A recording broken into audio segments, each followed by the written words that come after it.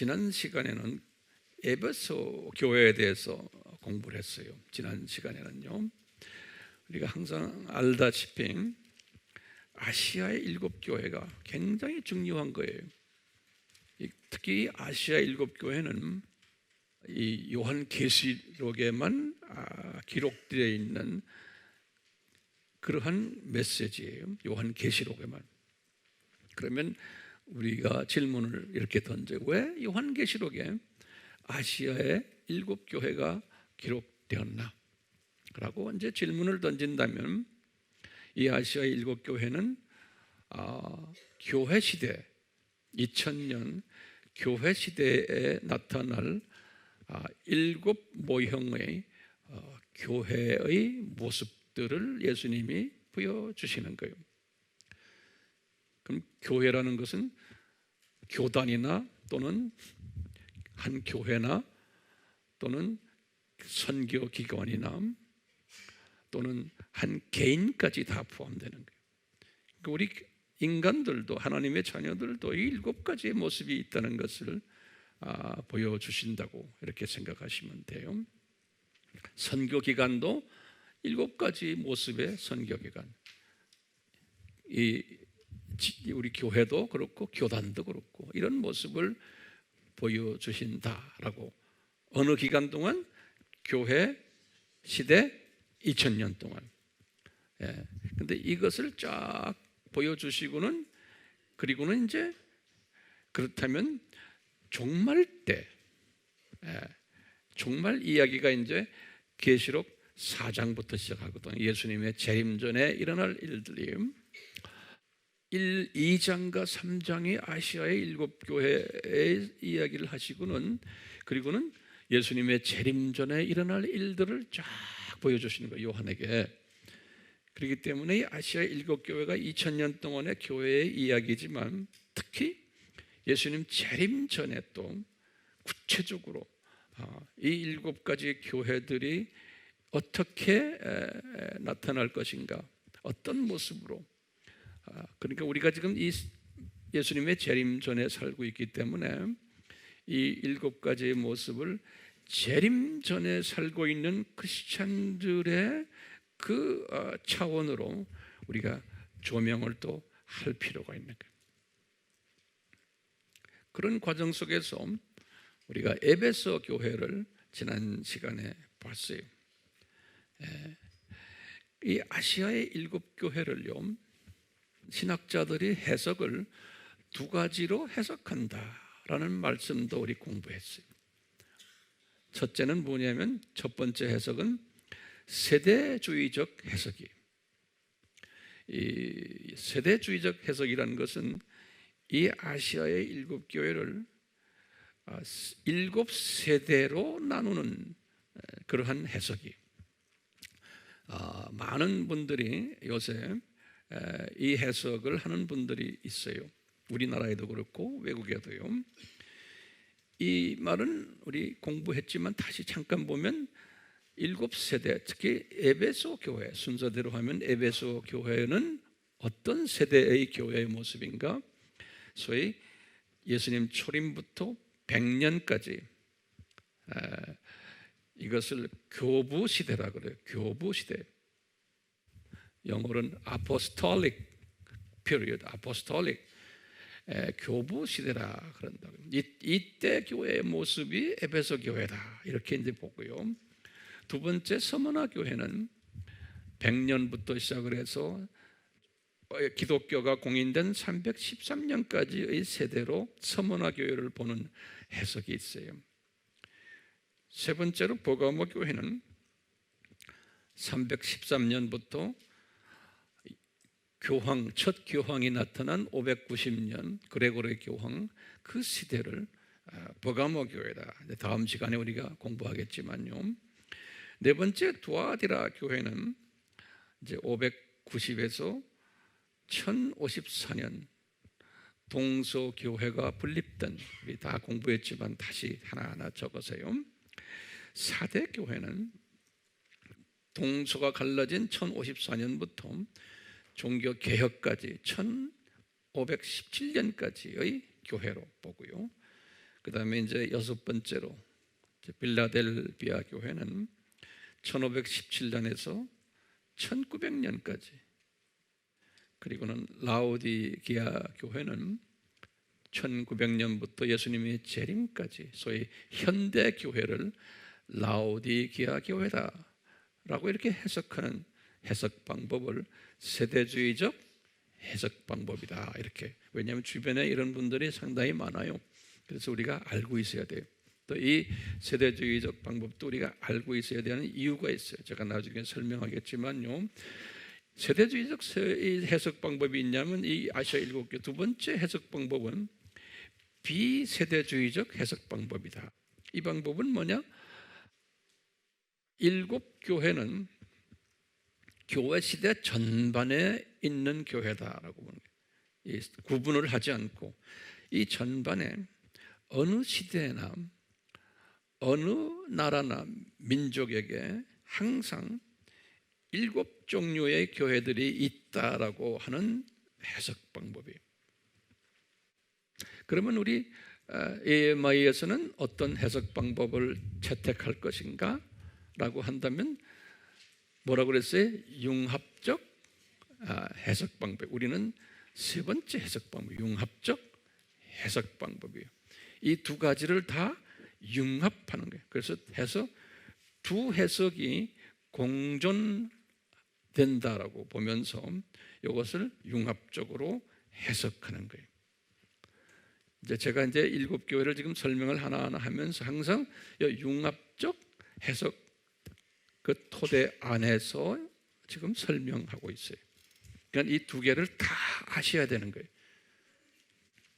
근데 그렇게 융합적 사고를 안 하고 우리나라에도 이쪽에 비세대주의적 사람들은 세대주의적 사람들의 해석을 이단적 해석이다 그래서 남을 막 정죄하고 하는 사람들 많아요. 또요. 그리고 또 이쪽에서는 저쪽을 보고 또 이단적이다. 세상에 이렇게 하면 어떡합니까? 왜냐? 우리가 항상 역사적인 관점을 가지고 있어야 돼요. 이 세대주의적 해석을 하는 사람들 중에서 수없는 사람들, 신학자들, 목회자들 또는 평신도들, 하나님이 사랑하는 사람들이 엄청나게 많아요. 그 안에요. 또 이쪽 사이드도 마찬가지예요. 그러니까 사람이 이 전천후 시각을 가지지 않으면은, 나와 조금 시각이 다르면은 다 죽일 놈으로 보는 이 애꾸는 시각은 우리가 배제해야 돼요. 하나님의 얼마나 크신 분인데 하나님이 자기가 보는 시각 외에 딴 시각을, 애꾸가 다른 사람 생명을 보고 뭐라고 그러는 거나 마찬가지. 또 애꾸가 애꾸를 보고. 그래서 예수님께서 마태복음 7장 1절에 뭐라고 그랬어요? 이 들보와 뭐라고 했어요? 우리 한국말이 뭐지? 이 톱밥이에요. 톱밥. 톱밥만한 그거와 들보가 지 눈이 들보로 깔려 있는데 톱밥이 들어간 눈 보고 뭐라고 예수님께서 그러면서 이런 사람들은 예수님이 뭐라고 그러냐면 뭐라 그래요? 영어로는 히포크레트 그랬어요. 외식주의자들이다 그랬어요. 이런 사람들이 많이 나올 것을 예수님이 산상수훈에서도 가르쳐 주셨어요. 자, 그랬어요. 이런 측면에서 우리가 지난 시간에 에베소서를 공부했는데, 에베소서는요 우리가 간단하게 제가 리뷰를 해야 돼요. 왜냐하면 이 리뷰가 돼야지만 그 다음에 이 서머나 교회가 해석이 돼요. 에베소 교회의 특징을 딱 보면요, 이 교회는 7교회 중에서 제일 으뜸 가는 교회였어요. 그래서 첫 번째로 나와요. 이 교회는 역사적으로도 위치적으로도 사역적으로도 신학적으로도 전통적으로도 으뜸 가는 교회라고 예수님께서 보여주셨고, 이 으뜸 가는 교회이기 때문에 이분들이 칭찬을 많이 받았어요. 어떤 부분에서 칭찬을 받았냐면요, 이 교회는 아주 정의로운 교회로, 불의를 미워하고 악과 타협하지 않는 교회로, 그리고 정통 교리에 강한 교회, 기독론도 강했고, 그렇기 때문에 이단 척결에 앞장섰고요. 그 중에 대표적인 이단 학설이 니콜라 당 학설이, 그 당시에 이 니콜라 당의 학설은 뭐냐면 인본주의, 타협주의, 절충주의, 혼합주의, 다원주의, 이런 사상을 니콜라 당의 사상이라고 그러는데, 이것을 강하게 배격했던 그러한 교회예요. 그래서 이 교회는 소위 나름대로 복음주의고 아주 보수 교회였어요. 그 배경에는 여기에는 두라노소원이 있었고, 신학교가 아주 최초 신학교예요. 신학교가 있었고, 특히 바울이 밀레도 고별 설교 때 이런 것들이 나타날 것이 예언했기 때문에, 조심하라 했기 때문에 이분들이 아주 조심했던 그러한 교회였어요. 그런데 이 교회는 이렇게 칭찬을 받았는데 꾸중이 딱 하나가 있어요. 꾸중. 우리 공부한 대로요, 첫사랑을 저버렸다. 그래서 첫사랑을 저버렸다. 이렇게 칭찬을 받은 만한 훌륭한 교회였는데 첫사랑을 저버려버린 거예요. 다시 말하면 수직계명을 중하게 여기지 않고, 소중히 여기지 않고, 수직계명을 우선시하지 않은 거예요. 그러니까 이분들이 교리에는 강했는데, 또 수평계명은 어느 정도 했는데 수직계명에 약한 약점이 있었어요. 그걸 쫙 보면요, 바울이 그분의 모든 서신들과 바울의 사도행전의 내용을 보면요, 에베소서에 관한 이야기를 보면 바울이 이분들에게 참 놀랍게도 수직계명을 강조를 하질 않았어요. 그래서 바울이 이분들에게 이 수직계명을 아주 우선시하는 그러한 교육을 잘 하질 않았어요. 그렇기 때문에 이분들이 이렇게 돼버린 거예요. 수평계명은 좀 하려고 하는데, 그러니까 바울은 이분들에게 편지 내용을 보면 항상 수평계명에 강조했어요. 이거 잘해라, 잘해라. 그러니까 이분들이 왜 수직계명을 바울이 이분들에게 안 가르쳤나? 가르치긴 가르쳤어요. 그렇지만 강조하지 않았어요. 항상 수평계명을 더 강조를 했어요. 왜냐하면 제가 볼 때는 이 영적으로 이분들이 이것을 수직계명을 소화할 수 있는 수준이 아니었기 때문에.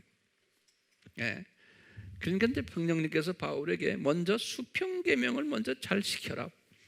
그러면 나중에 때가 되면은 수직계명으로 발전될 것이다 라고 아마 성령님께서 계획하셨으리라 저는 생각하고 있어요. 그렇기 때문에 이분들이 이 수평계명은 어느 정도 하려고 했는데도 그것도 잘 못했어요. 했지만 이 수평계명도 잘 하지 못하는 불충실하면 했기 때문에 수직계명은 말할 것도 없이 이분들은 별로 거기에 강조를 하지 않았던 거예요. 이 사도 바울의 편지들을 보면, 특히 에베소서를 쫙 보면요, 그런 부분이 나와요. 이 교회가 바울이 수평계명을 그렇게 강조했는데도 수직계명을 아예 거의 찾지도 않으시고 수평계명을 잘 못하는 이야기들이 쭉 나와요. 거기 이제 제가 적어보세요. 이제 제가 보세요. 이 교회가요, 그러다 보니까 보면은 에베소서 4장 11절에 지도자들이 서로 욕심이 많아가지고 서로 다투는 장면이 나와요. 그러지 말아라는 이야기가 나와요. 또 두 번째로는 기독론을 그렇게 가르쳤는데도 거기에 대한 자세한 순종하는 것이 많지가 않았어요. 그래서 에베소서 4장 17절에서 20절을 봐도 그런 이야기들이 나와요. 그래서 이분들은 옛 성품, 다시 말하면 성화가 되지 않은 거예요. 그 옛 성품 그대로 있는 사람들이 에베소서 4장 22절에 그래서 영적으로 잠자는 교회다 그랬어요. 에베소서 5장 14절에 성령 충만하지 않았던 교회 에베소서 5장 18절에 그래서 너희들 성령 충만해라, 성령 충만해라. 술 취하지 말고. 그리고는 영적 찬양이 없었던 교회 에베소서 5장 19절에 그 다음에는 보면은 가정 문제가 많았던 교회, 교인들 안에서의 가정 문제가. 그래서 부부간의 이야기, 자녀간의 이야기 쭉 이야기. 에베소서 5장 21절에서 6장 4절에 바울이 거론을 해요. 그 다음에 직장 생활에도 문제가 많았던 사람들이 에베소서 6장 5절에서 9절이에요. 그래서 이 문제를 해결하려면 하나님의 전신갑주를 입어라. 그런데 이분들이 이게 하나님의 전신갑주는 기독론이 중심이거든요. 에베소서 6장 11절에서 17절. 이런 부분이 보면은 이 교회가 수평 계명도 약해였구나. 그렇기 때문에 수평 계명도 잘 못하는 분들이 수직 계명할 수가 없다고 보는 거예요. 그러니까 이 교회가 이런 장점들은 역사적으로 교리적으로 많은 장점들이 있었지만 수직 계명을 하지 못하니까 수평 계명을 말할 것도 없고 이 교회를 회개하라 그런 거. 그리고는 아니면 촛대를 옮기겠다. 더 심하면은 구원이 무효되는 일도 있을 것이다 라고 경고를 받은 교회가 에베소 교회. 이 에베소 교회 같은 교회가 세계에 있어요, 없어요? 전 세계에 2000년 동안 쭉 있어 왔고, 그리고 어느 나라나 어느 민족이나 지금까지 쭉 있어 온 거예요. 있어야 되죠. 그러니까 이게 만약에 세대주의적 해석이라면 에베소 교회는 1세기에만 있었다고 보면 나머지 세대에는 없었다고 보는 거 아니에요? 그러니까 그게 맞아요? 세대주의적 해석이 맞겠어요? 이것이 꼭 1세기 때만 있던 교회다라고 보면 아닌 거예요. 그러니까 우리는 1세기 때도 그런 사건이 있었기 때문에 성경에 기록해놨어요. 에베소 교회를 통해서. 그러니까 그것도 인정해주고 거울로 우리에게 보여줬으니까요. 그러면서 교회 전체적인 비세대주의적인 이것도 우리가 수용해야 되는 거예요. 그래서 무슨 방법을 우리가 수용해야 돼요? 융합적 방법을. 그러니까 이런 시각을 가지셔야 돼. 그러니까 성서 읽으시면서 그때도 그런 게 있었구나. 그러면서 교회사에서 항상 이런 교회가 있어 왔구나. 그 다음에 이 시각을 우리가 이 전천후 시각을 가진 사람은 오늘날 우리나라에도 이런 교회가 분명 있겠구나. 어느 교회다 하는 것은 여러분들 각자의 성령님의 가르침에 의하시길 바라고요. 우리는 선교하는 분들이기 때문에 우리가 어느 나라에 가나 이런 교회가 분명히 있겠구나. 이슬람 나라에서 섬기는 하나님의 백성들 중에서도 이런 스타일이 분명히 있겠구나. 러시아에도 분명히 있겠구나. 미국에도 분명히 있겠구나 하는 것을 그런 시각을 가지는 연습을 우리가 해야 되는 거예요. 자, 그런 시각을 가지고 오늘은 두 번째 교회를 봐요. 서문화 교회, 서문화 교회. 이 서문화 교회는 요한에게 두 번째 교회로 보여주신 교회예요. 그러면 우리가 서머나라는 도시에 대해서 조금 공부할 필요가 있어요. 요 서머나라는 요 도시는 에베소 알지요? 어딘지요? 아시아에서 가장 해변가에 있는 항구 도시가 에베소. 그 에베소에서 약 한 킬로로 따지면 약 한 50km, 60km 북쪽으로 있는 항구 도시예요. 네, 항구 도시. 그 당시에도 지금도 항구 도시. 이 도시는 역사가 상당히 깊어요. 예수님 오시기 전에 한 1000년 전부터 있었던 도시인데, 예수님 오시기 약 한 300~400년, 한 300년 때 소위 그리스 알렉산드리아 제국 알지요? 알렉산드리아 대왕이죠. 이 알렉산드리아가 이 도시를 점령해 가지고 이 도시를, 이 항구를 아주 소위 말하면 리빌트 했어요. 도시를 레노베이션 했어요. 그래서 아주 아름다운 도시로 만들었어요. 주전 한 300년 때. 그때부터 이 도시를 상당히 아름다운 도시로 그리스 제국 안에서는 알려진 도시고, 주전 27년에 가서 이제 로마 제국이 언제 시작했죠? 주전 63년에 시작했잖아요. 근데 이제 로마 제국이 27년에 이 도시를 자기네가 아주 소중한 도시로 만들었어요. 그래서 무역의 중심인 도시로 만들어 가지고 에베소보다도 더 투자를 많이 한 도시가 이 서머나라는 도시예요. 그 당시에 문헌을 보면 인구가 약 한 30만 명 정도, 어떤 학자들은 한 10만 명으로 보는 학자들도 있고요. 최대로 한 30만 명으로 보고 있어요. 그래서 이제 이 도시가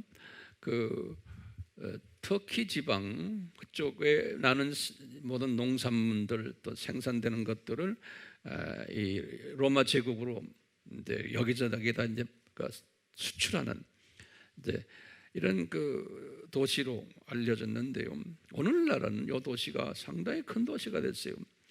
오늘날은 이즈미르라고 그래요. 이즈미르, IZMIR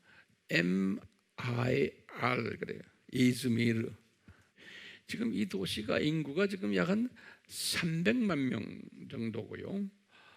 그 지역의 메트로 지역, 다시 우리 경기도역까지 합하면은 약 한 400만 명이 되는 큰 도시, 메트로 도시가 됐는데, 오늘날 터키에서는 세 번째로 큰 도시래요.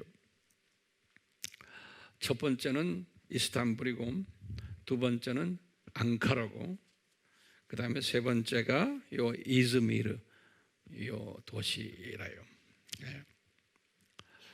이제 이 도시가요, 이런 도시로서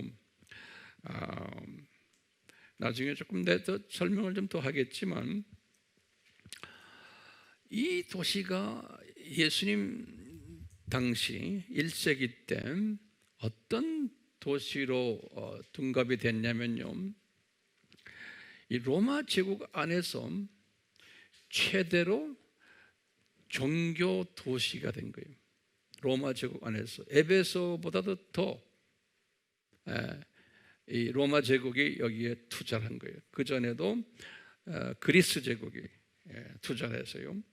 그래서 이 도시 안에 첫 번째로 어떤 종교 도시가 됐냐면 세 가지 측면이 있는데요. 이 말씀을 오늘 잘 들으셔야 돼요. 첫 번째는 바벨론 종교, 이 로마 제국의 이 국교죠. 바벨론 종교 성전들이 가득 있었어요. 이 서머나에. 그래서 이제 제가 문헌들이랑 이렇게 쭉 내가 이렇게 조사를 해보니까 첫 번째로 니무롯을 섬기는 성전들이 있었어요. 이 니무롯을 섬기는 성전들은 니무롯이라는 이름이 여러 가지로 변형돼서 나오는데, 제가 여자의 후손책에 페이지 79페이지를 보시면은 그리스 신화에서의 이름과 로마 신화에서의 이름들, 니무롯의 이름들을 쭉 설명해 놓은 게 있어요. 그 도표가 굉장히 중요한 도표예요. 우리가 이런 걸 다 소화하려면요. 이 니무롯 성전이 있는데 거기에 적어도 3개의 니무롯 성전이 있어요. 그 도시에 이름이 다 달라. 첫째는 제우스 성전이. 이 제우스라는 이 그리스 신화에 나오는 이 제우스가 니무롯이거든요. 이 제우스란 말은 로마 신화에서는 주피터라고 그래요. 주피터. 이것은 목성이에요. 목성. 그래서 목요일이 여기서 나온 거예요. 예, 이 천지를 지배하는 최고의 신으로 주피터 또는 제우스 그러는 거예요. 이 성전이 거기에 있는 거예요. 이 말은 다른 말로 바꿔 말하면 니무롯 성전인 거죠. 그리고는 또 니무롯을 또 뭐라고 부르냐면 아폴로라고 부르는 거예요. 그리스 말도 아폴로고 로마에서도 아폴로라고 해요. 이 아폴로란 말은 태양이란 소리예요. 그래서 여기서 썬데이가 나온 거예요. 주일, 썬데이가. 이게 썬데이라는 거는 요 아폴로 신, 여기 누구예요? 니무롯이. 이 성전이 또 있고요. 세 번째는 아스클레피오스. 아스클레피오스. 그리스 말도 이렇게 부르고 로마 말도 이렇게 불러요. 이 아스클레피오스 성전이 있는데 이 아스클레피오스도 니무롯을 말하는데요. 의술의 신이에요. 의술, 병 고치는 의학, The God of Medicine 그래. 이 의술의 신에는 항상 뭐가 있냐면은 뱀이 그려져 있어요. 뱀. 그래서 요새 의학에서 그 뱀 항상 달고 다니죠. 119 차에도 뱀을 그리고 다니고요. 이게 다 여기에서 나온 거예요. 아스클레피오스. 이런 3가지의 니무롯을 섬기는 성전이 어느 도시에 있어요? 서머나 도시에 있네요. 서머나 도시에. 그 다음에 또요, 두 번째로요, 세미라미스를 섬기는 성전들도 거기에 있는 거예요. 세미라미스는 니무롯의 마누라예요. 여신이에요. 이 세미라미스가 우리 기독교에 들어와가지고 누구로 만들어졌어요? 마리아까지로 연결되어 있잖아요. 네. 여기에 보면 이 세미라미스를 섬기는 그 성전이 3개가 또 있어요. 첫 번째는 아프로디테라고 그래요. 아프로디테. 그리스 말로는 아프로디테라고 그래요. 그런데 이것은 로마 말로는 비너스라고 해요. 비너스. 비너스는 뭐예요? 이 사랑의 신이, 아름다운 여신이란 뜻이에요. 이 비너스가요. 이 사랑의 여신이, 이것이 비너스 하면은 별 따지면 금성이에요. 금성. 그래서 이 금성이 The Morning Star. 그래서 이것이 루시퍼로 변한 거예요. 루시퍼. 이것이 그래서 금성이기 때문에 금요일이에요. 금요일. 두 번째 여신이 데메테르 여신이에요. 데메테르. 이 데메테르란 말은 그리스 말인데 이것이 이태리 로마 말로는 케레스라고 그래요. 케레스. C-E-R-E-S. 이 케레스란 말인데 여기에 영어로는 우리가 아침에 그 시리얼을 먹는다는 말 알아요? 곡물. 그걸 한국말로도 시리얼이라고 그러죠. 예, 그래서 이 C-E-R-E-S란 이 로마 말은 여기에 시리얼이에요. 곡물이라는 곡물. 그래서 여기 농사의 여신이 데메테르 여신이, 다시 말하면 케레스 여신이, 농사의 여신이. 세 번째로요, 여신이 성전이 있는데 그건 헤라 성전이라고 해요. 헤라. H-E-L-H-E-R-A. 이 헤라 성전이라는 건 유명한 거. 이건 그리스 말로는 헤라 성전이라지만 로마 말로는 뭐라고 부르냐면 주노 성전. 주노. J-U-N-O. 주노. 이 고상한 여인이라는 뜻인데 이 주노는 누구냐면요, 이 헤라는 제우스 신 있죠? 그분의 부인이에요. 그러니까 제우스의 부인이란 말은 다시 말하면 니무롯의 부인이라는 소리나 마찬가지죠. 그러니까 니무롯의 부인은 누구예요? 네, 세미라미스예요. 그러니까 이 모든 이렇게 이쪽 동네가 복잡해요, 이름들이. 그래서 제가 이렇게 자세히 하나하나 지금 정리해 드리는 거예요. 그러니까 문제는 뭐예요? 크게 보면은 니무롯 성전과 누구의 성전이 있다는 거예요? 세미라미스의 성전이 깔려 있는 도시가 이 도시인 거예요. 여러분들이 이제 관광을 가더라도 그런 성전들 이렇게 그 정경전의 그 흔적들을 보면서 이게 뭐다 그럴 때 이게 정리하는 거예요. 세미라미스와 니무롯 성전이구나. 이게 어느 나라의 종교예요? 바벨론 종교예요. 예. 그러니까 이 도시가요, 바벨론 종교로 가득 찬 성전들이 있었다는 거예요. 예. 이 도시가 첫째요. 두 번째 또 무슨 성전이 있었냐면요, 이 도시가요, 로마 황제를 숭배하는 황제 숭배 성전들이 이 도시에 있었던 거예요. 특히 주후 26년에 티베리우스 황제 성전을 거기에 건축해. 티베리우스 황제를 신으로 생각하는 거예요, 이 로마 제국은요. 특히 이 티베리우스 전에 일대가 뭐냐면 어거스투스, 다시 말하면 시자 어거스투스, 이때부터 이분을 신으로 생각하는, 황제를 섬기는. 그래가지고 이 티베리우스 성전을 지어놓군요. 이 도시에 어떤 법령을 만들었냐면, 모든 백성은 1년에 몇 번씩 여기에 와가지고 황제에게, 우리가 김부자에게 가서 인사하고 오는 것처럼 제사를 드리고 와야지만, 그런 사람들에게 소위 출석부에다 도장 찍는 거랑 마찬가지예요. 그런 사람들 증이 있어요. 도장 찍어요. 이거 했다 안 했다. 그러니까 이 증이 없으면은 아무것도 못하는 거예요. 그리고는 심하게 이것을 하지 않으면은 화형시키거나 또는 야생동물의 밥으로 콜리세움에 집어넣어가지고 만드는 그러한 핍박을 가했는데, 이 다른 그 아시아의 7교회들은 이것을 타협을 잘했어요, 크리스찬들이. 그래서 죽질 않았어요. 그런데 이 서머너에 있는 기독교인들은 이 부분을 타협을 하질 않는 거예요. 우린 죽으면 죽었지 그 출석부에다 도장 안 받겠다. 그러니까 황제 숭배하러 안 가는 거예요. 이게 서머나 교회 교인들의 배짱인 거예요. 서머나 교회와 타 교회의 차이점이에요. 오케이?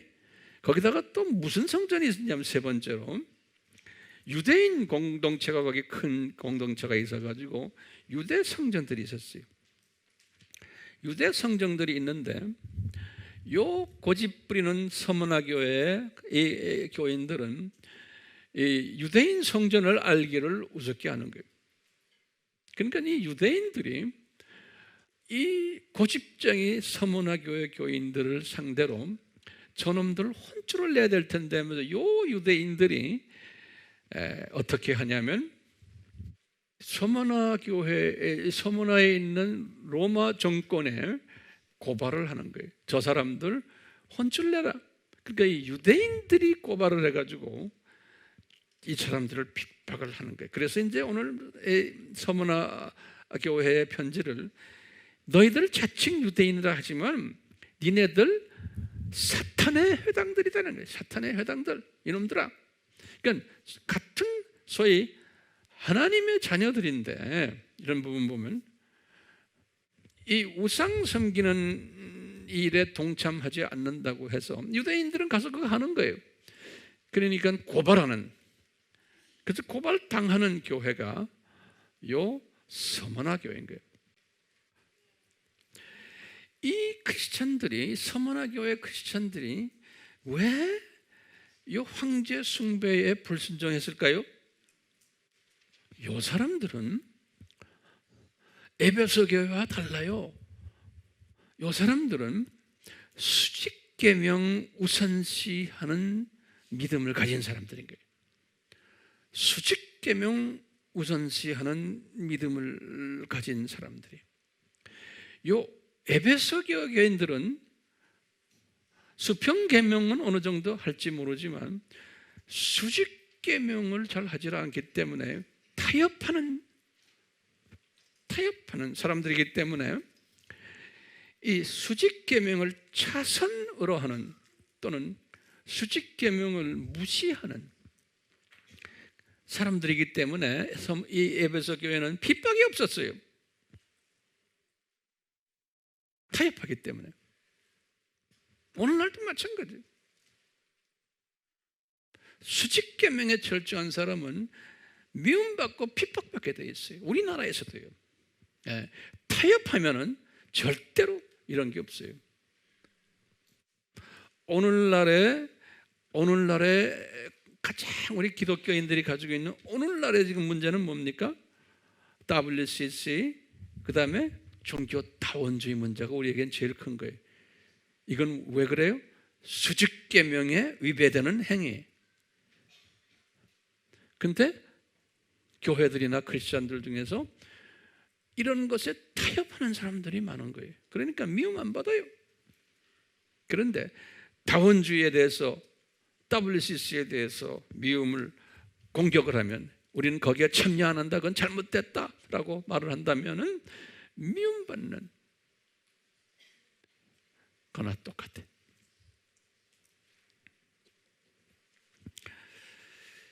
그래서 이 서머나 교회가요, 참 신기한 것이 지금 보니 서머나 교회 이야기가요, 우리에게 뭐 보여주냐면 특히 이제 그 당시부터 2000년부터 지금까지 이렇게 보면 지금 이 교회 시대란 게 뭡니까? 창조 목적 학교 구조 속에서 몇 학년이에요? 교회 시대라는 것은 처음 1000년은 초급 대학이고 그 다음 1000년이 무슨 대학이에요? 4년제 대학이죠. 오늘날은 어느 때예요? 4년제 대학교 졸업 때예요. 오늘날은. 그러니까 이 말은 뭐냐면 서머나 교회 같은 교회가 오늘날에는 전 세계에 핍박이 가장 많이 일어나는데, 다른 말로 표현하면 오늘날은 이 수직계명에 관심 없고 수직계명에 반대되는 것을 가르치는 교회가 많을 때고, 반대로 서머나 교회 같이 적극적으로 이 부분에 대해서 반대하는 그러한 교회들도 존재한다는 것을 가르쳐 주는 거예요. 하나님께서 이게 디자인하신 거예요. 딱 지금 보면 2000년 전에 이런 서머나 교회가 이 서머나 교회를 보여주면서 교회 시대에 이런 서머나 교회들이 있을 것을 디자인하신 거예요.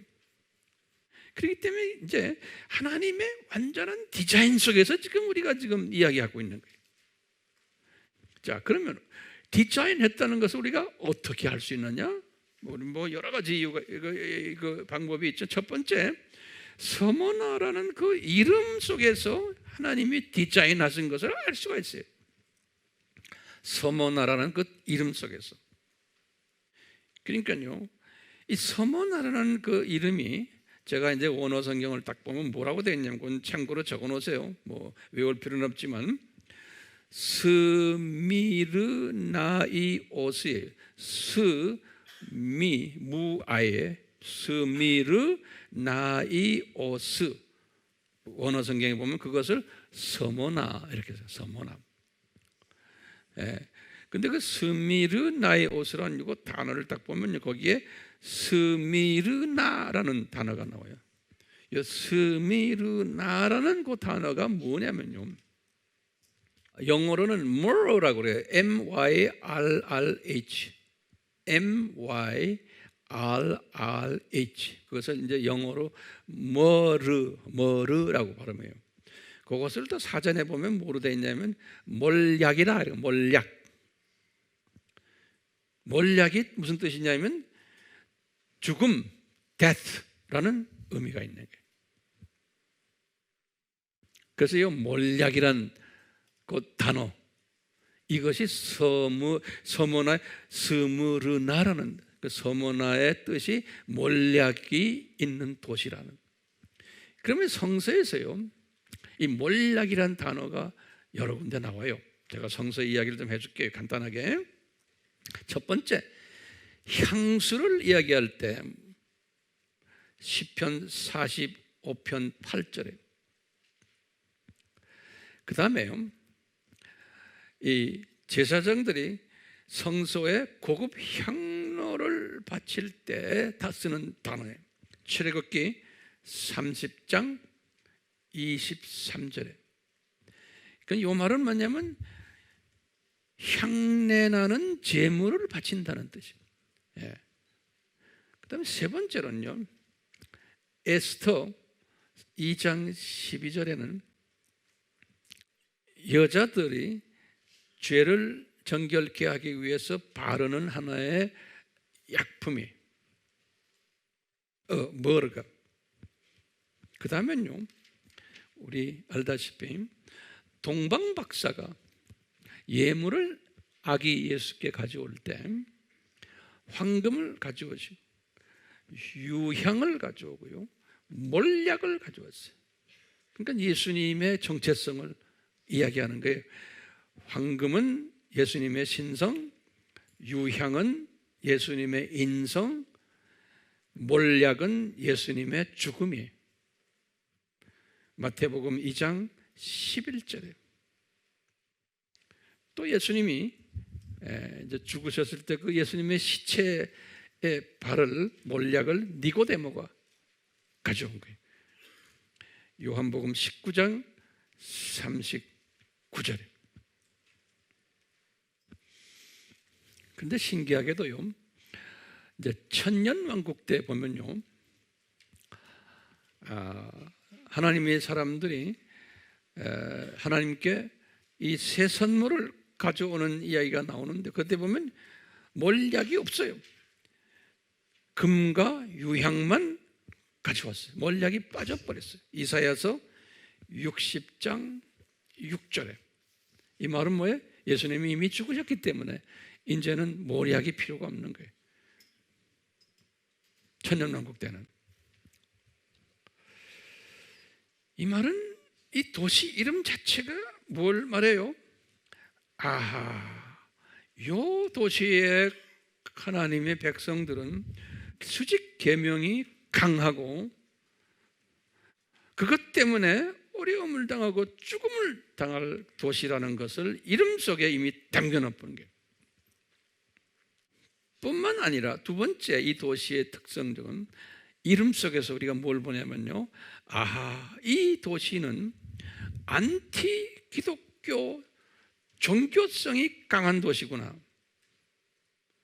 그러니까 크리스천들을 순교까지 이루도록 디자인한 도시구나.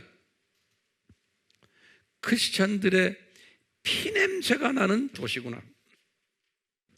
크리스천들의 피로서 가득 찬 도시구나. 우리가 이 서머나라는 이름 속에서 이것이 담겨 있어요.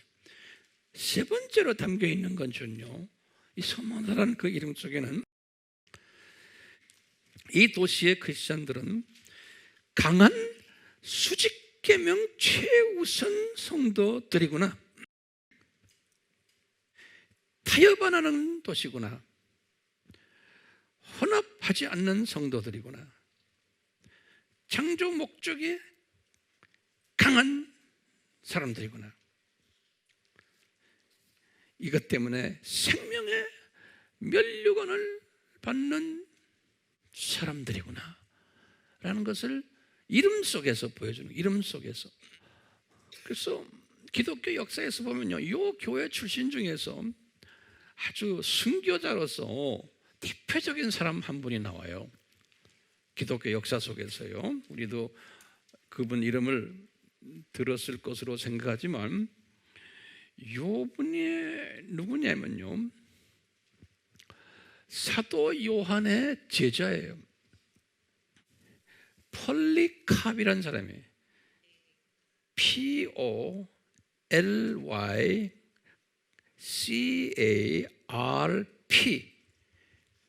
폴리, P-O-L-Y, 그 다음에 뭐예요? C-A-R-P. 폴리캅. 그래, 한번 발음해 보세요. 폴리캅. 아주 유명한 사람이에요. 여기 누구의 제자예요? 사도 요한의 직계 제자예요. 요한의. 요 사도 요한의 직계 제자가 세 사람이 있어요. 거기다 좀 적어보세요. 첫째, 지금 폴리캅이에요.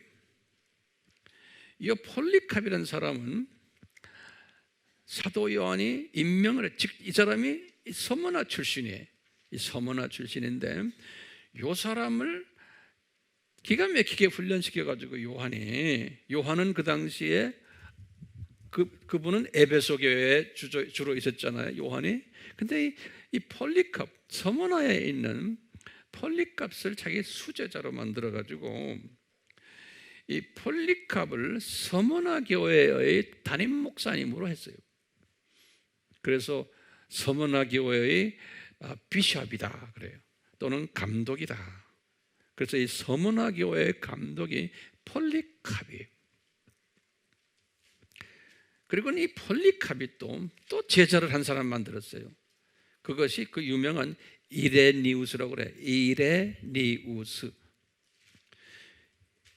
폴리캅은 언제 태어났냐면 이제 추측이에요. 한 주후 52년에서 이분이 굉장히 오래 살았어요. 155년까지 살았어요. 약 100살 넘었게. 근데 이 사람의 제자가 누구라고 그랬어요? 이레니우스라는 사람. 이 사람도 유명한 사람이에요. 130년에서 202년까지 살았던 사람이에요. 그러니까 이 이레니우스가, 이 사람은 학자예요. 그래서 책을 한 5권 썼어요.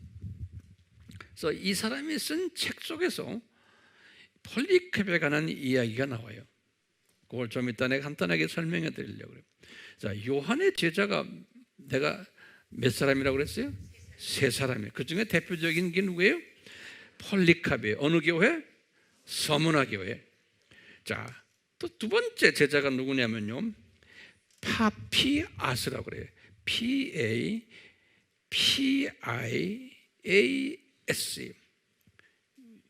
파피아스. 이 사람은 주후 70년에서 163년까지. 그러니까 주후 70년이니까 요한이 살았어요, 안 살았어요? 그 주후 70년은 이게 예루살렘 성전이 무너질 때.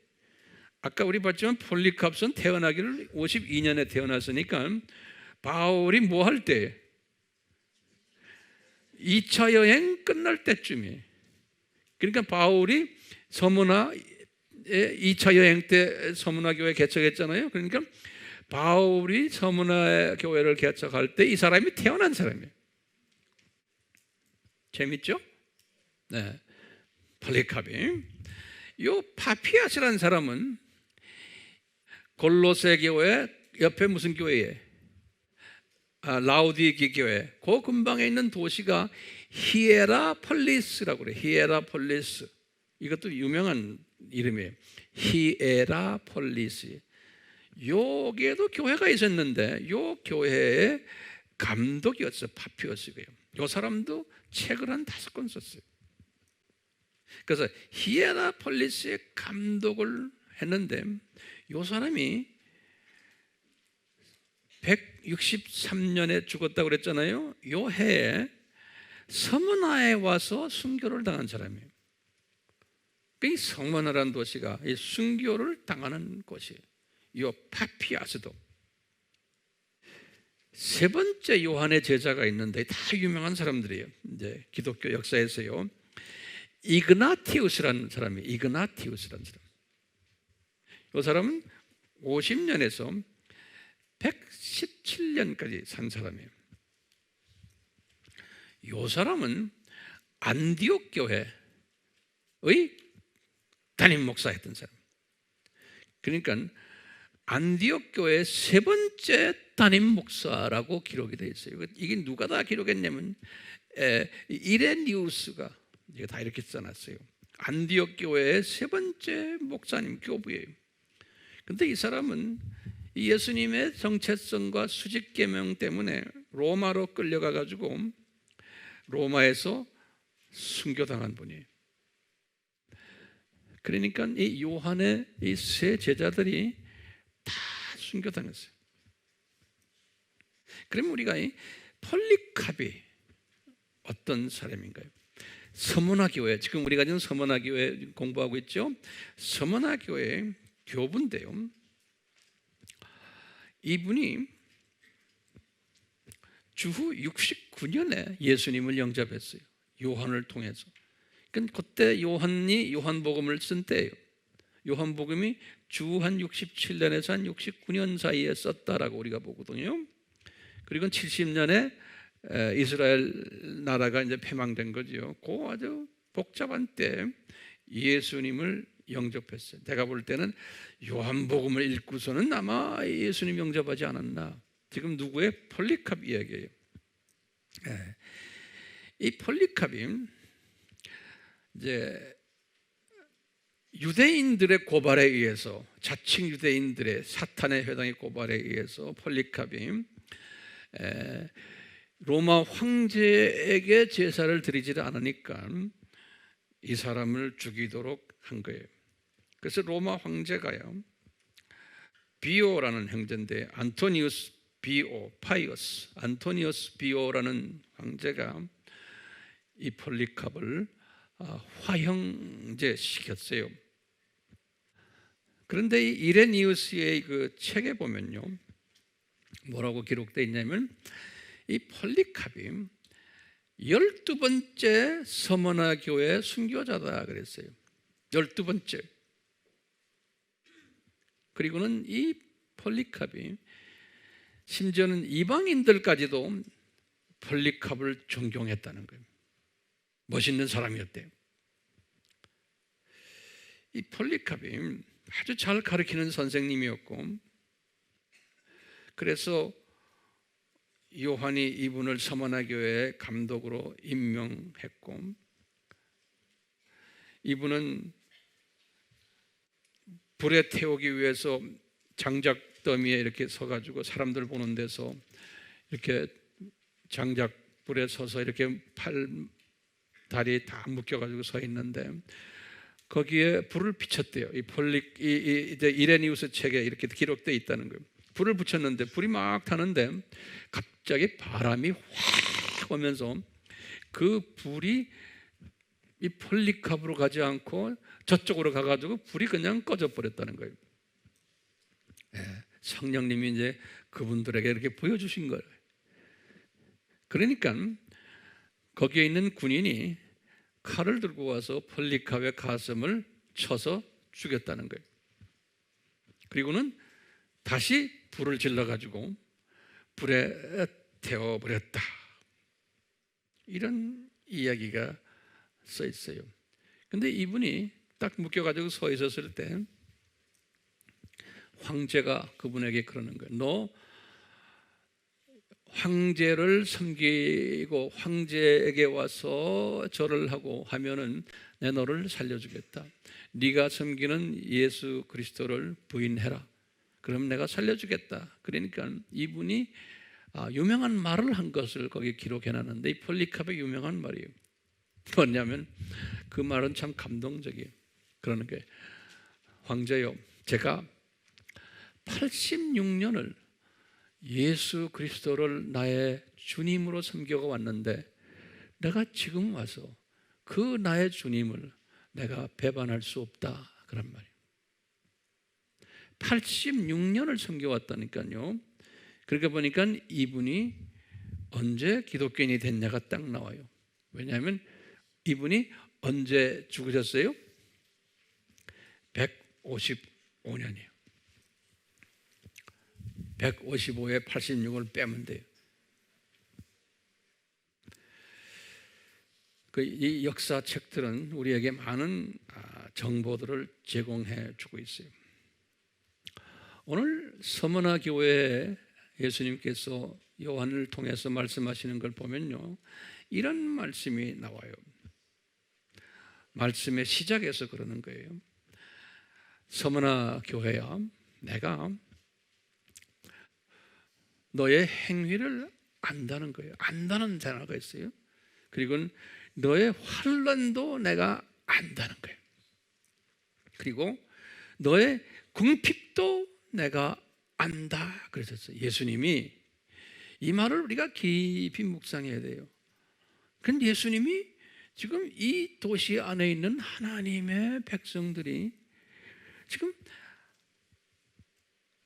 어떤 행동을 하고 있다는 것을 안다는 거예요. 행위를 안다. 그 행위는 무슨 행동일까요? 수직 계명을 충실히 우선시하는 것을 안다는 거예요. 예수님이.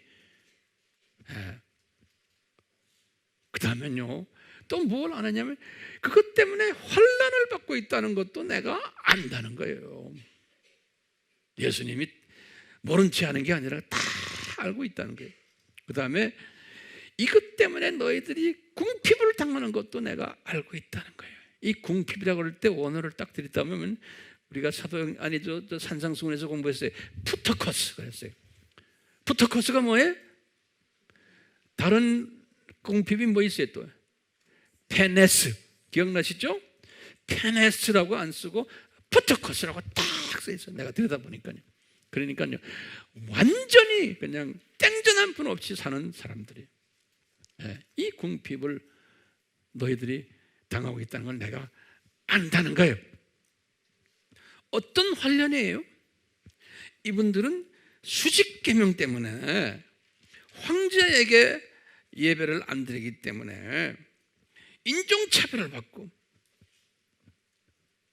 멸시 대상이 되고 증오의 대상이 되고 인간 말종 취급을 받고 심지어는 매국노 취급, 저주의 대상까지 돼가지고 이분들은 경제적 불이익 당하고 아이들 학교도 보내지 못하는 교육적 불이익도 당하고 사회적으로도 저소득층으로 몰락해버리고 하층 계급으로 몰락된 이런 환난을 겪고 있는 사람들인 거예요. 이 때문에 궁핍한 사람들이 아주 그냥 땡전 한 푼 없는 사람들인데 거기다가 요한에게 말씀하신 가로딱치고는 너희들이 지금 궁핍하지만 오히려 내가 부유하다 그랬어요. You are rich. 왜? 하늘나라에서 상급이 있고 높은 계급에 있는 그룹들이라는 거예요. 이분들은 세 종류의 순교를 지금 당하고 있어요. 육체적 순교, 물리적 순교, 영적 순교까지 지금 당하고 있는 거예요. 이런 사람들에게 예수님이 나는 네가 이렇게 당하고 있는 것을 안다라는 말은요, 엄청난 격려와 소망이 들어있는 말이에요. 내가 안다. 그러니까 여기에는 의도적인 하나님의 디자인이 그 속에 숨겨져 있는 거예요. It is my design이야. 내가 안다. 너희들 그렇게 당하고 있는 걸. 오늘날 우리가 종교다원주의 때문에 주변의 사람들에게 미움받고 그거 안 된다 소리 지르면 너 이렇게 사람이 너무 극보수구나. 친구들도 없고 외롭죠. 동창회 가보세요. 옛 친구들 보세요. 외로워요, 안 외로워요? 외롭죠. 예수님이 안단다 이게 안단다. 대화할 상대가 없는 걸 안단다. 그러면서 이 편지의 마지막에 뭐냐면 내가 너희들에게 생명의 면류관을 약속했단다. 네? 7 교회 중에서 생명의 면류관을 약속한 교회는 이 교회밖에 없어요. 빌라델비아 교회는 그냥 면류관이라고 했어요. 네. 빌라델비아 교회나 서머나 교회는 꾸중이 없지만 이 서머나 교회는 빌라델피아 교회보다 우선시되는 교회예요. 그러니까 엄밀한 의미에서 보면 빌라델피아 교회는 서문화 교회 때문에 먹고 사는 교회예요. 예. 서문화 교회가 아니면 빌라델피아에도 존재할 수가 없어요. 예. 예수님이 잘 견뎌라, 안 잔다. 예? 너 훈련 마치면 엄청난 상급이 뒤에서 기다리고 있다. 그러면서 그러는 거예요. 이 오늘 편지 속에 보면 너희를 열흘 동안 환난 속에 집어넣겠다 그랬었어요. 열흘 동안, 10일 동안. 도대체 10일이라는 게 뭡니까? 그러면 우리 신학자들이 이걸 가지고 또 연구를 해요. 신학자들이 짭이 이거예요. 네. 자, 첫 번째 해석이 두 가지 해석이 있어요. 10일이라는 해석은 성서 안에서 보면요, 어떤 짧은 기간을 이야기할 때 10일이라는 표현을 쓴 것이 성서에 있어요. 짧은 기간을. 성경 구절만 드리겠어요. 나중에 보세요. 창세기 24장 55절, 욥기 19장 3절, 다니엘서 1장 12절. 이런 데 성경을 보면요, 짧은 어떤 기간을 설명할 때 10일이라는 표현을 해요. 10일. 그러니까 짧은 기간 동안 어려움을 주겠다. 이렇게 이제 다른 말로 표현하면 하나님이 허락하신 어떤 기간이 있어요. 그 기간 동안에 어려움을 당할 거다. 핍박을 당할 거다. 근데 이제 세대주의 사람들은 요 10일을 어떻게 해석하냐면요, 이것도 이제 다 맞는 이야기들이에요. 이제 세대주의 사람들은 어떻게 해석하냐면요, 네로 왕부터 시작을 해서 네로 왕이 주전 54년에서 68년까지의 왕이에요. 기독교인을 엄청 핍박했던 왕이 네로 왕이에요. 네로 왕부터 시작을 해서 쭉 기독교를 핍박했던 왕들 이름들을 쭉 거론을 해요. 그러면서 제일 마지막 10번째 기독교를 아주 심하게 핍박했던 왕이 303년에서 313년 동안 왕 노릇한, 황제 노릇한 그 왕 이름이 디오클레티안이라고 그래요.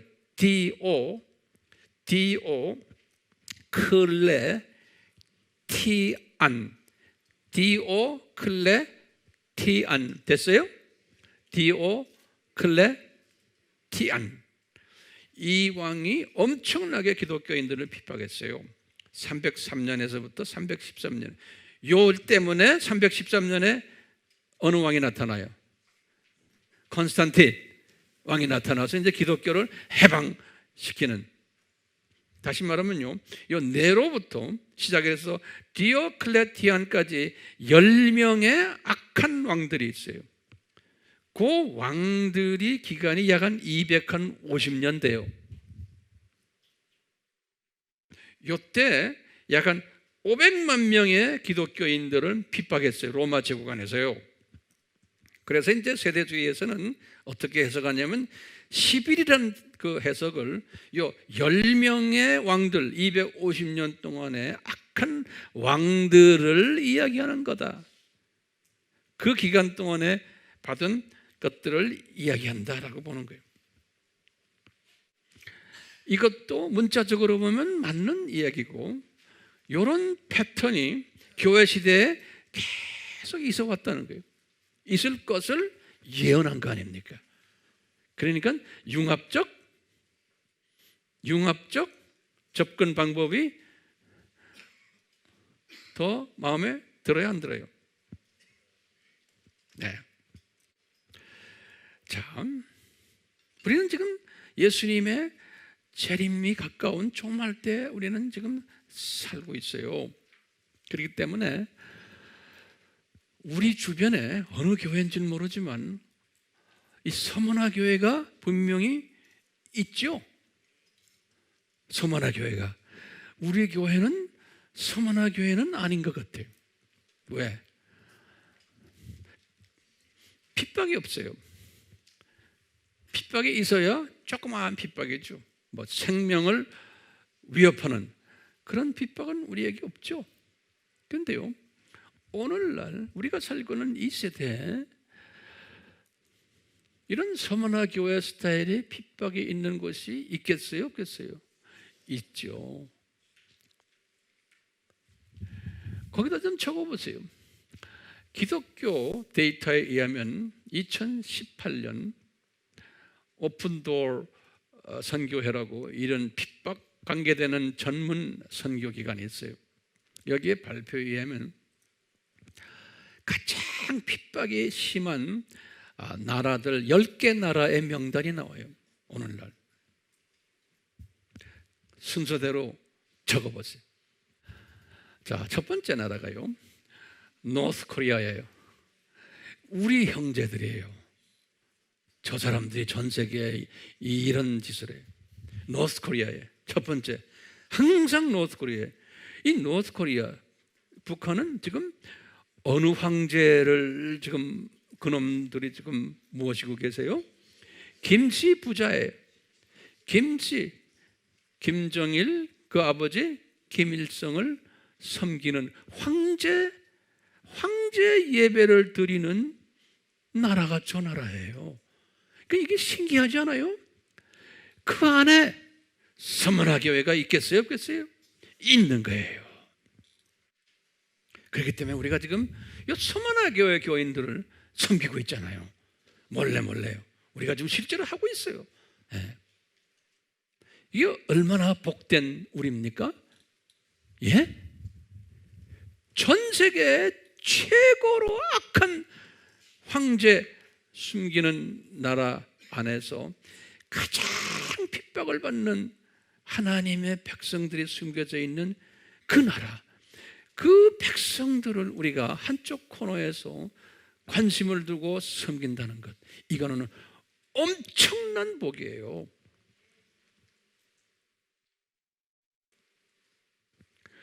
두 번째 핍박 나라가요, 아프가니스탄이에요. 아니, 소말리아예요. 다 이슬람 나라들이 소말리아, 세 번째가 아프가니스탄, 네 번째가 파키스탄, 다섯 번째가 수단, 여섯 번째가 시리아, 이라크, 이란, 예멘, 에리트리아 나라는 아프리카의 제일 북단에 있는 이 케냐에서 이 북쪽에 있는 에티오피아에서 독립된 조그만 나라예요. 옛날엔 이태리 속국이었는데 다 이게 이슬람 국가들이에요. 요 안에 우리 서머나 교회와 교인들이 숨겨져 있는 거예요. 우리가 지금 요 안에서 우리가 지금 섬기는 나라들이요, 파키스탄, 수단, 이번에 이제 터키, 이번에 제가 가면은 시리아 사람들, 이라크 사람들, 이란 사람들이 와요. 그 다음에 예멘 사람들, 이 사람들 이번에 와요. 우리가 이런 사람들을 섬기는 일을 지금 하고 있는 거예요. 이 건물에서도 이 출신 사람들이 졸업해가지고 지금 열심히 지금 주님을 섬기고 있어요. 이건 주님이 주신 특별한 은혜인 것이요. 그렇죠?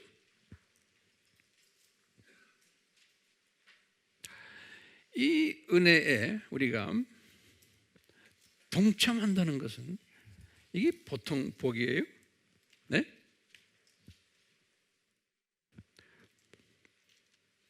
조금만 더 말씀드릴게요. 이 지금 중요한 이야기예요. 지금부터요. 우리 질문이 왜 이런 7교회 중에서 서머나 교회 같은 이런 교회를 디자인하셨나요? 우리 예수님이 왜 서머나 교회 같은 교회를 디자인하셨나 이거예요. 이런 거 없이도 우리가 예수님을 섬길 수 있는데 왜 이렇게 하셨냐고. 왜 오늘날 예수님이 나 다 안다 하시면서 왜 이렇게 우리 북한 같은 저런 나라로 예수님이 디자인하시고 왜 저렇게 만드셨습니까? 왜 가만 놔두십니까? 왜 저 안에서 신실한 주님의 자녀들이 지금 엄청난 핍박을 받고 있는데 왜 그대로 놔두십니까, 예수님? 이 질문이 없을 수가 없잖아요. 우리가 중국에 가서도 공안이 무서워가지고 공안 피해 다니면서 우리가 섬기는 거 다 해봤잖아요, 우리가요. 왜 예수 믿는 사람이 이렇게 공안을 무서워가지고 숨어 다니면서 우리가 이럽니까? 여기에 대한 질문 안 던져요? 던져야죠.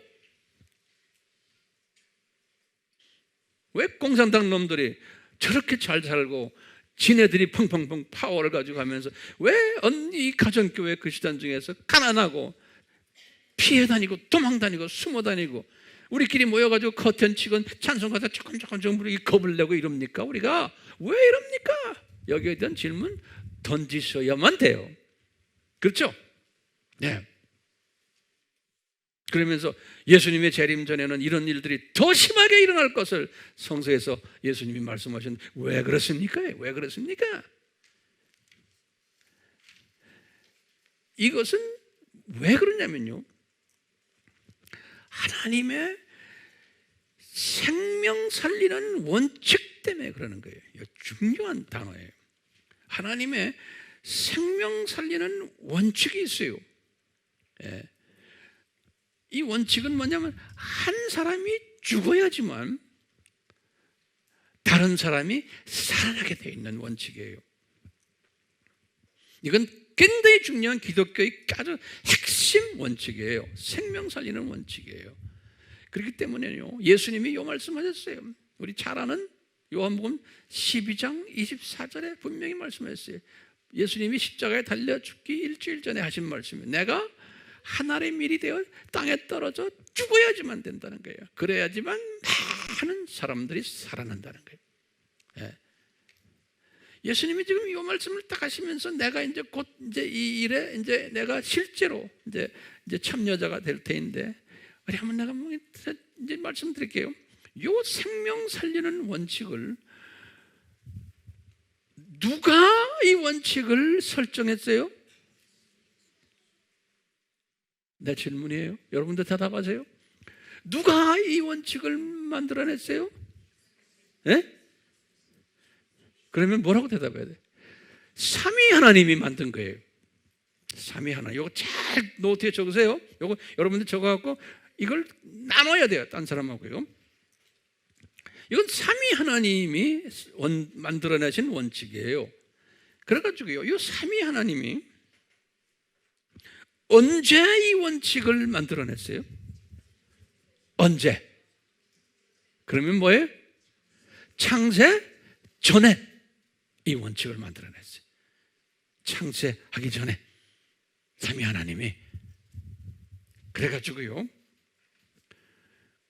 이 원칙 때문에 예수님이 이제는 하나님의 자녀들이 좀 있으면 만들어질 텐데 그분들 죄 속에 집어넣었다가 살려줘야 되는데 살리는 일을 누가 해야 된다는 거예요? 누가 죽어야 된다는 거예요. 그래서 삼위 하나님이 회의하시고는 창세전에 예수 하나님이요, 당신이 내려가서 죽으시오 한 거예요. 이것이 창세전에 이미 다 디자인되신 거예요.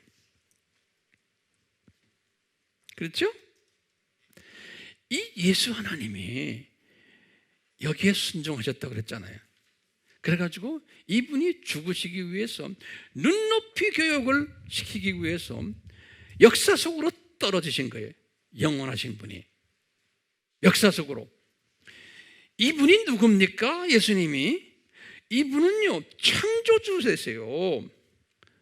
이분은요, 만물을 지배하시는 통치자예요. 이번 예수님이 하늘과 땅의 모든 것을 소유하신 분이세요. 예수님이 만유를 붙잡으시는 분이세요. 만유의 왕이세요. 주님이 되세요. 이분은 심판주 되시는 엄청난 분이세요. 예수님이. 근데 이분이 이 생명 살리는 원칙 때문에 나약한 인간으로 내려오신 거예요. 그래가지고 이 생명 살리는 일을 이분이 하시기 위해서 인간으로 내려오시기 1000년 전에 다윗에게 환상으로 딱 보여주시는 거예요. 다윗에게. 그러면서 다윗아, 내가 1000년 후에 이 세상에 내려올 텐데 내려와서 내가 어떤 일을 할 것을 너에게 보여줄게. 그래가지고 다윗이 그것을 본 것을 쫙 쓴 것이 시편 22편 1절이 뭐냐? 이 예수님이 사람이 돼가지고 뭐라고 외치냐면 십자가에 매달려가지고요, 나의 하나님 나의 하나님 그러면서 아버지 아버지 어쩌여 아버지께서는 나를 버리셨나이까, 이 고백을 하는 장면을 쫙 다윗에게 보여주는 거예요. 다윗이 그것을 보고는 이게 뭔가. 근데 1000년이 딱 지나간 후에 실제로 예수님이 십자가에 딱 달리시고는 마태복음 27장 46절에 요 고백을 그대로 하시는 거예요. 9시에 오후 3시에 예수께서 큰 음성으로 소리 지르는 거예요. 엘리 엘리 라마 사막다니, 이는 나의 하나님 어찌하여 나를 버리셨나이까. 이분이 생명 살리는 일을 하시기 위해서 실제로 창세전에 디자인하신 것을 인간이 되셔가지고 이것을 쫙 실제로 눈높이로 우리에게 보여주시면서 이 일 때문에 하나님의 자녀로 예정된 사람들이 죽었다가 생명을 찾게 되는 요 디자인이 창세전에 다 했는데 그 디자인이 성취되는 거예요. 그러니까 하나님의 생명 살리는 원칙은 누가 죽어야 돼요. 네. 아시아의 7교회 중에서 한 교회는 죽어야 되는 거예요. 그래야 나머지 교회들이 그 속에 있는 하나님의 자녀들이 살아나는 거예요. 우리가 NK가 저기 지금 북한에 있는 하나님의 교회들이 죽어야 되는 거예요. 그래야지만 그분들 때문에 남쪽에 있는 하나님의 사람들이, 남쪽에 있는 하나님의 교회들이 살아가는 거예요. 그분들 때문에 우리가 많은 열매를 맺는 선교일을 지금 하고 있는 거예요. 그러니까 이런 복된 사람들을 돕는 우리가 얼마나 복된 사람인지, 여기에 복에 참여하는 사람들이, 우리가 북한 선교를 하는 것은 이건 장난이 아니에요. 괜히 프로그램 속에서 하는 게 아니에요. 이건 생명을 살리는 일이. 또 우리가 복 받는 일. 우리가 지금 중국의 지하교회 사람들을 돕는 것, 이게 엄청난 일이에요. 우리가 지금 중국에 지금 뭐 유명한 뭐 큰 교회 뭐 날로국인 이런 사람들 돕는 게 아니잖아요. 중국의 지하교회에 숨어서 섬기는 이 사람들을 돕는 일, 이게 보통 일이 아닌 거예요. 여기에 여러분들이 동참하는 것은, 이것은 복된 사람이 아닐 수가 없어요. 생명의 면류관 그분들 걸 조금 우리가 나눠 가지는 거예요. 네. 그런 교회가 우리 교회예요.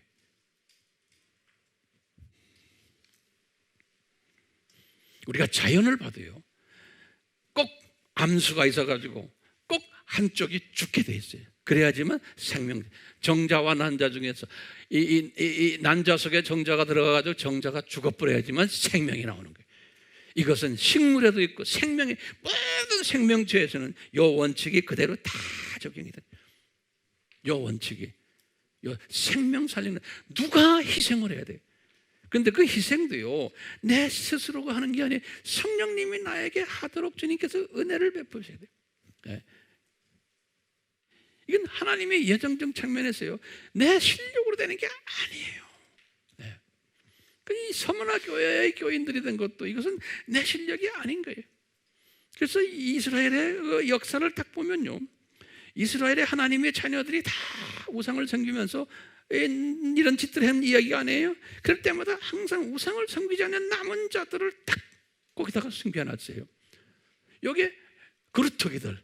그래서 이사야서 1장 9절에 그래서 이스라엘아, 너희들이 소돔과 같이 망하지 않는 이유가, 고모라와 같이 망하지 않는 이유가 뭔지 아느냐? 너희들 속에 남은 자들, 그루터기들이 있기 때문에, 그 사람들이 이 생명을 살리는 일을 하기 때문에 이 사람들 때문에 이스라엘을 내가 버릴 수가 없다는 거예요. 그러니까 하나님의 지금 그 초점이 어디가 있냐면 그 서문화 교회 사람들, 이 복음 때문에 고통을 받는 사람들, 예? 요 남은 자들, 요 구루터기들에게 있다는 게. 그러니까 우리도요, 요 구루터기가 아니지만 요 구루터기를 돕는 구루터기로 우리가 소행받아야 되잖아요. 우리는 서문화 교회가 될 수가 없는 거예요. 그러니까 이 서문화 교회의 도움으로 필라델피아 교회가 존재한다고 보면 되겠어요. 우리는 그러면 우리의 여생을 어떻게 살아야 돼요? 이 원칙을 깨달은 우리는 그냥 나의 어떤 필요를 채우기 위해서, 내가 평안을 얻기 위해서 신앙생활을 한다? 그렇게 하세요. 그렇게 해도 그냥 대부분이 다 그렇게 하고 있어요. 그런데 거기에서 한 단계 업그레이드된 서문화 교회의 크리스찬이 되려면 어떻게 해야 돼요? 지금 핍박받는 이 형제 자매들을 내가 직접 간접으로 돕는 일에 참여해야 되는 거예요. 이것은 내 힘으로 안 돼요. 성령님이 나를 그렇게 감동을 주세요. 좀 저희 교회 나오면서도요, 그냥 예배 잘 드리고 그냥 가는 사람들이 있어요. 그렇게 하세요. 괜찮아요. 그렇지만 그렇게 해가지고는요, 나중에 저쪽 나라에 갈 때 거기 가보면 면류관이 없어요. 그때 가서 후회하지 마세요. 그렇게 하세요. 그렇지만 뒤에서 내가 시간이 없어서 참여하지 못하지만 기도로, 물질로, 또 여기 하는 모든 이 프로그램 속에서 내가 한 팀이 돼서 같이 움직여주고 하는 이런 일들에 동참하면 우리 예수님의 기억하심이 되겠어요? 안 되겠어요? 저는 분명히 그 기억하심이 되고, 예수님이 내가 너의 모습을, 너의 행위를, 너의 헌신을 안다, 모른다예요. 안다예요. 이 원칙을 우리가 서문화 교회를 통해서 우리가 배우잖아요. 그렇기 때문에 나중에 여러분들이 때가 되면은 응급실에 들어 누워서 이제는 산소 마스크 낄 때가 꼭 와요. 언젠지는 우리 아무도 몰라요. 그렇지만 그 시간을 항상 생각하세요. 저는 항상 생각해요. 예. 그 시간이 교통사고 나서 갈 수도 있고요. 언제도 항상 그 지혜로운 자는, 나는 언젠가는 산소 마스크를 껴야 된다는 걸 항상 묵상하는 사람이에요. 그것을 잊어버리지 마세요. 복 있는 사람은 산소 마스크를 끼고 있을 때 의사가 며칠 못 가겠습니다 할 때 예수님 앞에 뭐라고 이야기하겠어요? 그 순간을 항상 생각하세요. 그게 지혜로운 사람이고, 자식들에게 이것을 가르쳐야 되는 거예요. 자식들에게, 지금 갓난아이를 안고 있는 엄마 아버지요, 그렇게 기도하는 거예요. 주님, 이놈 내가 이 믿음을 제가 심어주겠습니다. 그게 진정한 좋은 복된 엄마 아빠예요. 여기서 좋은 직장 가지고 뭐 돈 많이 벌어라 이 수준에서 필요하지만 여기서 끝나면 그것은 복된 부모님의 가르침이 아니에요. 저도 우리 자녀들에게 항상 그래요. 너희들 다 놓고 갈 터인데 한 단계, 두 단계 업그레이드 되라. 업그레이드 되라 하면 말로 해가 됩니까? 저는 자녀들에게 내 몸으로 보여주는 거예요. 보여주는 교육이 진짜 교육 아닙니까? 보여주고 카톡으로 항상 대화하고, 우리는 두 부부가 애들에게 그걸 보여주면서 대화해요. 엄마 아빠가 이렇게 살고 있다, 이렇게 살고 있다. 그 가치관을 보여주니까요, 이 세상 따라가지 않아요. 왜냐하면 우리는 이 원칙을 알기 때문에 그래요. 그렇죠? 이 원칙을 우리가 알기 때문에 그래요. 그러니까 주님 저를 사용하십시오. 저를 사용하십시오. 내가 남아있는 나의 인생엔 이 시간을 주님 저를 사용하십시오.